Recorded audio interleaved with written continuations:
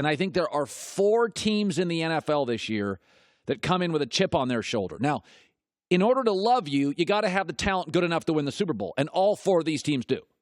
And there's about 12 teams in the league that have the talent to win the Super Bowl. About a third of the league, maybe 11 or 12. Maybe not that many, but close. About a third of the league.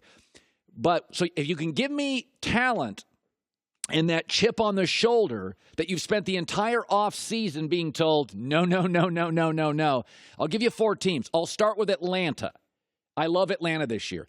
Atlanta's got 2 massive motivating factors. They led the Patriots 2 years ago, 28-3 in the Super Bowl, and blew it. And had to live with it.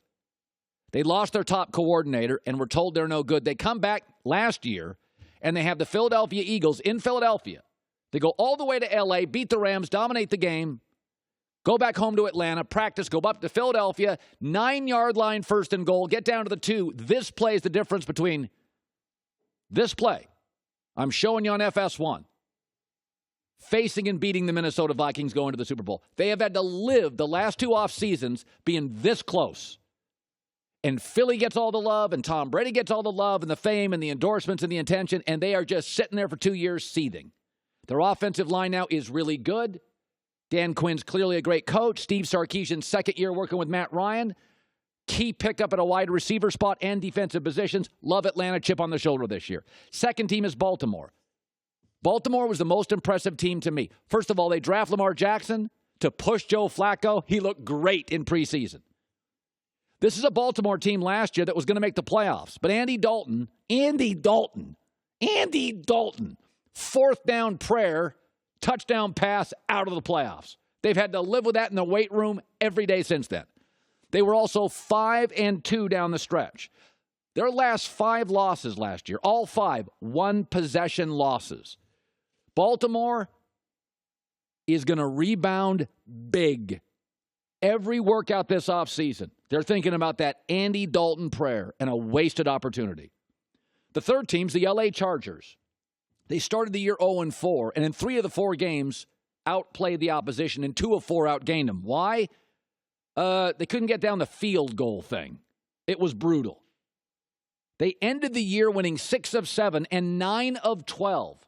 They were as good as anybody in the NFL not named the Patriots and Eagles at the end of the season. Their only losses at the end of the season came against playoff teams. They addressed all their draft needs. They have to play in a soccer stadium. They have a major chip on their shoulder. They don't really get home games like everybody else. This is a loaded roster. Vegas even gets it. They're only 18-1 to win the Super Bowl. That is a team last year that was better than a couple of the teams in the playoffs. They think they've solved their kicker issue and have addressed their defensive needs.